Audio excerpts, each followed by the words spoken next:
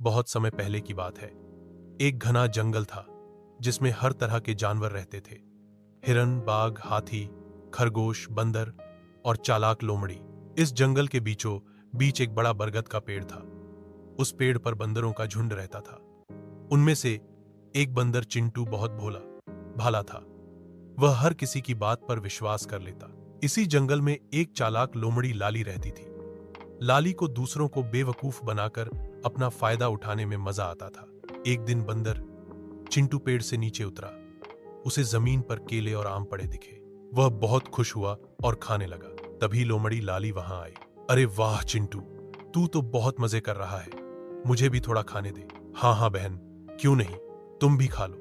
दोनों ने साथ में फल खाए। लेकिन लाली के मन में एक और चाल थी। कुछ दिन बाद लाली ने चिंटू से कहा, लाली, चिंटू भाई, तुझे पता है जंगल में एक गुफा है जिसमें सोने के सिक्के छिपे हैं। अगर हम दोनों मिलकर निकाल लें तो जिंदगी भर आराम करेंगे। चिंटू आश्चर्य से, सोने के सिक्के? सचमुच? लाली चालाकी से, हाँ हाँ, लेकिन अकेले मैं नहीं निकाल सकती, तुझे मेरी मदद करनी होगी। भोला चिंटू तुरंत मान गया। दोनों गुफा तक पहुंचे। अंदर कुछ पुराने बर्तन और थोड़े बहुत सिक्के रखे थे।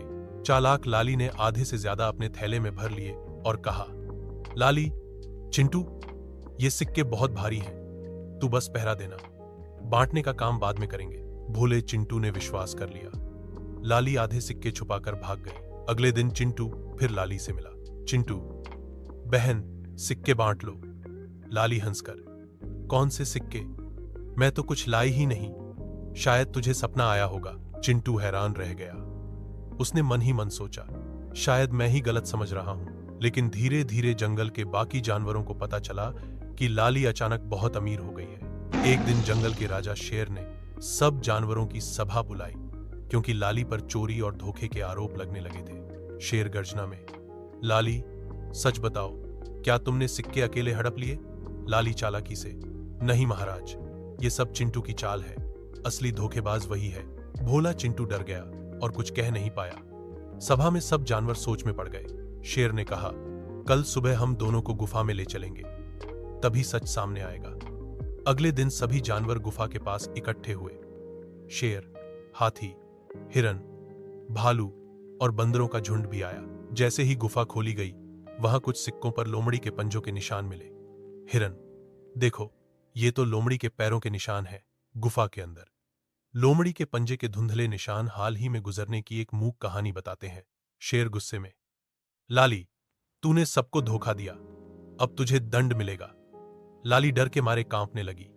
वह घुटनों के बल बैठ गई और बोली, महाराज, मुझसे गलती हो गई, मुझे माफ कर दो। शेर ने कहा, गलती मानना अच्छा है, लेकिन धोखा देने वाला कभी सुखी नहीं रह सकता।